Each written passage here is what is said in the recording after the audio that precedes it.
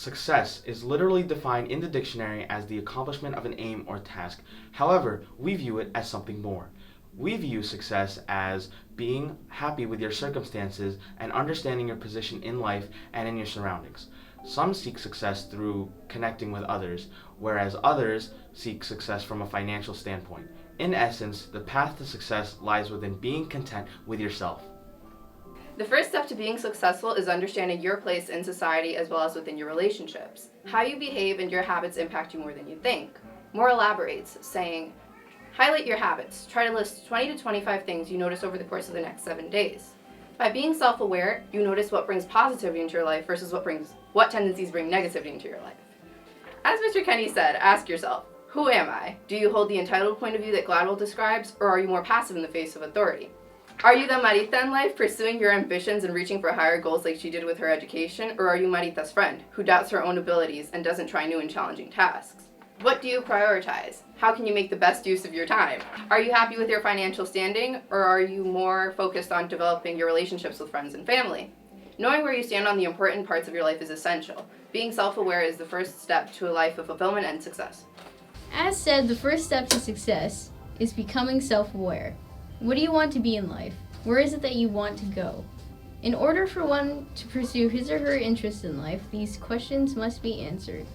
Perhaps you are Marita's friend and don't know how to answer. Look around and gather your resources.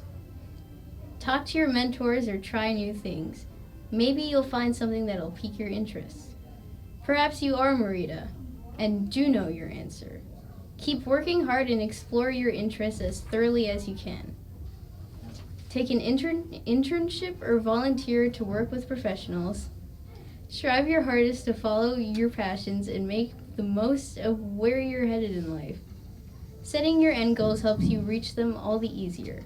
After all, it's difficult to pave the right path without knowing your destination.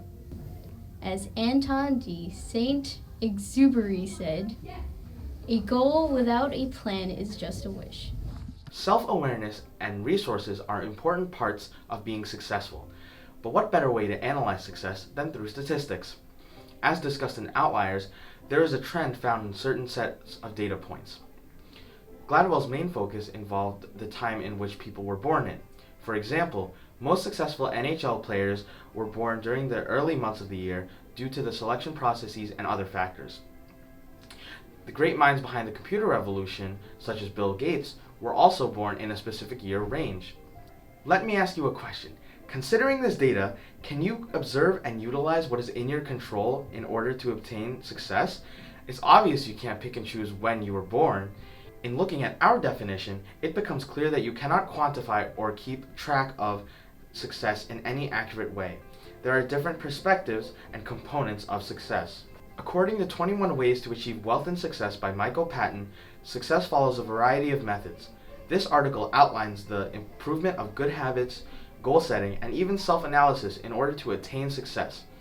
The objective of this presentation is to illustrate the different sections of the journey to success and self-fulfillment rather than to set up one single path. To further elaborate on the idea of becoming successful, one should take risks and experiment with the paths on his or her journey. To become truly successful, you must fail first, try again, and continue to prosper in your profession. Everyone makes mistakes, and that is okay. As told in the story, Marita first struggles in school but finds the help she needs and works harder and harder every day to better herself and hopefully become successful one day. She also gives up certain privileges of hers to become successful. She basically gives up her freedom and friends to better herself. One day she knows all the hard work will pay off. There will be obstacles that she may need to overcome, but she will succeed even if failure is involved. Without failure, success cannot exist. By failing, one is able to learn from one's mistakes and better oneself. Trial and error is an effective way to become successful over time. Sarah Rapp, author of Why Success Starts with Failure, writes in the article, "When it comes to failing, our egos are our own worst enemies.